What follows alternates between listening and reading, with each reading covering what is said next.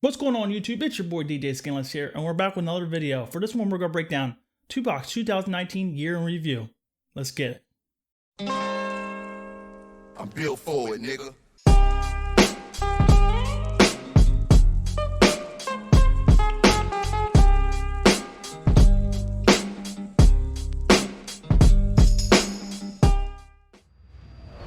Alright guys, so I know we actually didn't have a Tupac album in 13 years. We haven't had another Tupac movie or documentary release, but there was a lot of great things that actually happened regarding Tupac in the year 2019, and I'm going to break it down for you guys. Now I know this is a Tupac remix channel, and I still want to do Tupac remixes on here, but I also want to do Tupac news because I think this will be a great way to educate fans regarding Tupac's life, music, and his legacy. So in this video, we're going to cover some key facts about Tupac's unreleased footage actually surfacing for the first time in over 25 years. One of the cool things that actually leaked this year was Tupac's 1993 Indiana Black Expo speech. And this was a speech that we actually seen in the Resurrection movie, but we only had like 15 seconds. So we actually have here a 20 to 30 minute video of Tupac actually doing a speech. Another cool thing that actually got released on MTV's YouTube channel was his interview that he did with Tabitha Soren in 1995. Also, we got footage of Tupac performing many songs at a live concert called a Glam Slam in 1992. Alright guys, so we're on the O4L online network. The title reads, The Best of Tupac 2019, Rare Videos and Photos. So number one, we got Tupac's speech at the Black Expo. The Expo is one of the largest ethnic cultural events in the United States. It uses the platform to be the voice to advance African Americans. And this was actually the 23rd annual event. At the event, he spoke about the realities of black life in America. 23 years later, so many points that Tupac raised echo in today's young movement leaders and artists. A new generation calls out. I remember previous moments of self-awareness, proto-revolutionary desire, a man with a boyish enthusiasm and heart of a warrior. Only a few years younger than I was at the time, whose body is gone, but whose spirit, like that of all of his ancestors, endures. Writes Dr. Craig Carr on the hilltoponline.com. Now let's take a look at a brief clip of the Indiana Black Expo speech. And it's NAACP shit, I'm going to speak on that shit. Because I was reading the paper, I saw NAACP at a celebration for the Emancipation Proclamation. That's right.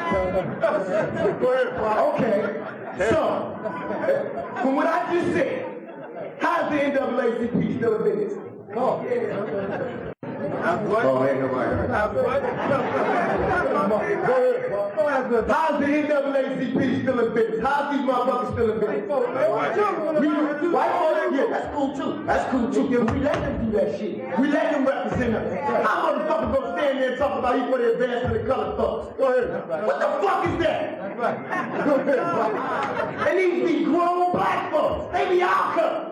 Representing us to these white folks. And we be letting them do. Because we proud. Because they got on suits, they got offices and shit. And everything that they call the NAACP. We let them do that shit, representing us. You know, they make us look bad. And to me, this is one of the best Tupac interviews and speeches that there is because it shows his very political and activist side. Really?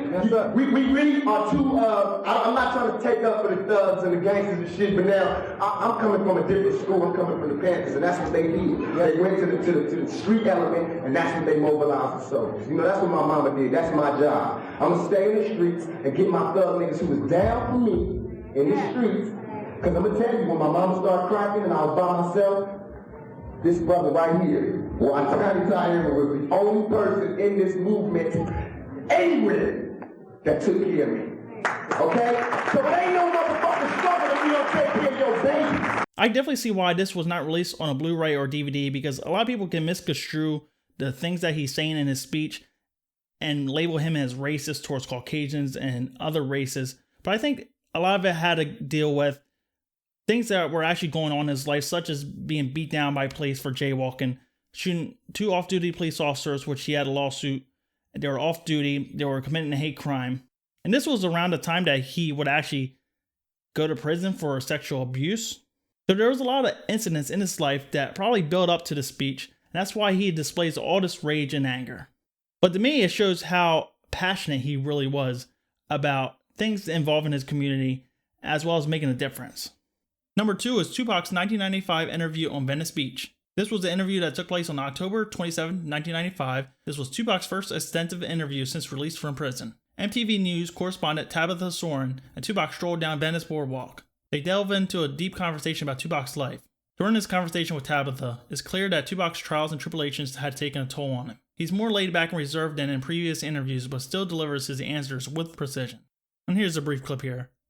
Well, what I'm trying to do now is have this program where I'm gonna have like a rap league. For like me, Tupac have his own football team, and Coolio have a football team, and Tretch have a football team. We all sponsor the team. Made up of kids in neighborhoods? Right. We sponsor the teams, have big games, probably get MTV to come do the World Series. Get like all the community people, like the churches, to come out there and sell food. And we'll have like a neutral center where we'll get the money together, and that'll be for, we're trying to get a community center in every ghetto in the United States. Number 3 is Tupac's HQ 1993 photo shoot. Dutch photographer and filmmaker Dana Luxemburg has worked on the likes of Prince, Biggie Smalls, Whitney Houston, and Tupac Shakur. Her work has been well received, and these HQ photos released in 2019 from the 1993 Tupac photo shoot has inspired many. That's a great photo. It should be like a cover for an album. At number 4, we had the Glam Slam Tupac performance that was in 1992. On April 11th, 1992, Tupac, along with his half-brother Mopreme Shakur and Mouse Man, gave an energetic show. The Glam Slam performance took place at the Prince's Glam Slam West nightclub.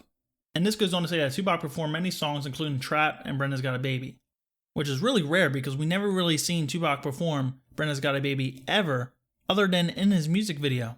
And here's a brief clip of that right here.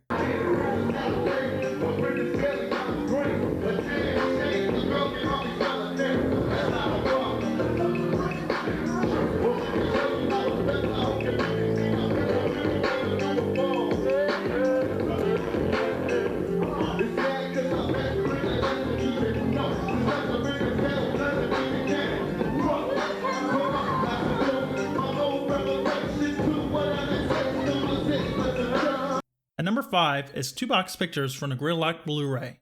These are 70 plus high quality unseen rare Tupac pictures which are from the German Blu-ray version of the movie Gridlock'd. The movie was shot in June 96 but wasn't released until January 1997. Tupac will never get to see the finished product. And here's actually a lot of the pictures right here. Number 6 is Tupac, Ice Cube, and Ice-T in the studio. The 3 most influential West Coast icons can now be seen all in one video. The studio session, which was recorded in 1993, shows Tupac talking about the movie Poetic Justice, describing the movie experience as cool. And if you watch the footage, Tupac actually seems very laid back. I don't know if he's high or anything like that, but he just gives a very generic answer, and he doesn't really know what Poetic Justice is about when he's actually telling Ice-T it. He just basically says it's a love story. But maybe he'll just caught up in the moment. You know, he was very young at this time. It was very early in his career. So being around Ice Cube and Ice-T, I can definitely see why he was more mellow. And you actually have to take into account this was before Thug Life really took off. Now here's a legendary clip of Ice Cube, Ice-T, and Tupac recording their song Last Words. And this was a song that was actually released on Tupac's second album in 1993 called Strictly.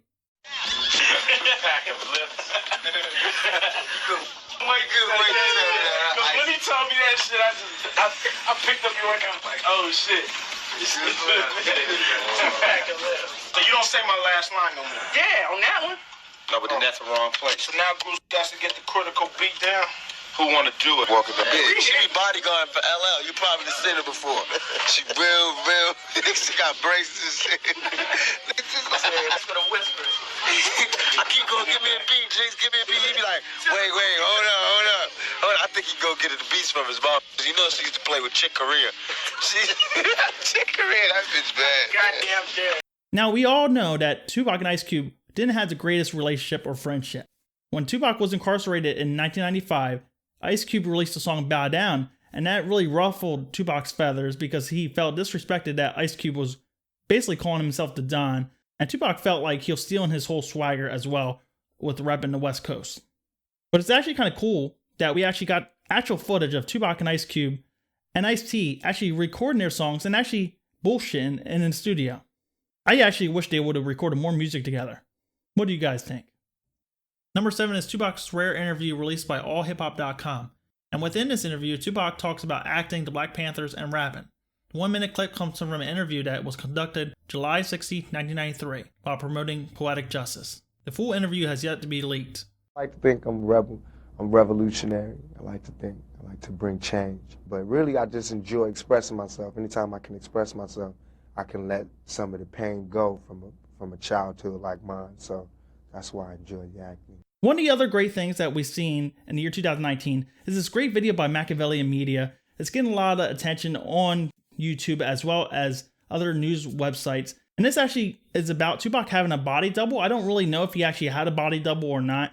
But when you look at this clip recorded the day that Tupac was shot, there's actually Tupac bypassing another individual that looks just like him dressed in the same clothes. Now, I don't really know if I believe that this is a body double or not, but this really just builds up the speculation yet again that Tupac actually faked his death. What do you guys think? And here's actually footage of Tupac passing his body double at the MGM Grand.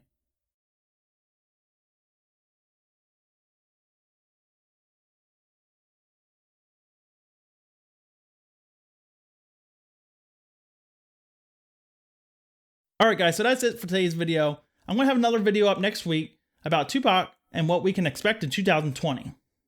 Also guys, be sure to check out the links in my description. I have some new links in there regarding BitChute and my Subscribe Star. I'm going to offer new content on BitChute because YouTube is very copyright heavy on my channel. UMG and everyone else keeps claiming everything. I had to remove videos, lost 40 million views earlier this year. I can't really upload a lot of new Tupac remixes that I actually have done. I have over 200, 300 unreleased Tupac remixes that I never put out on anything.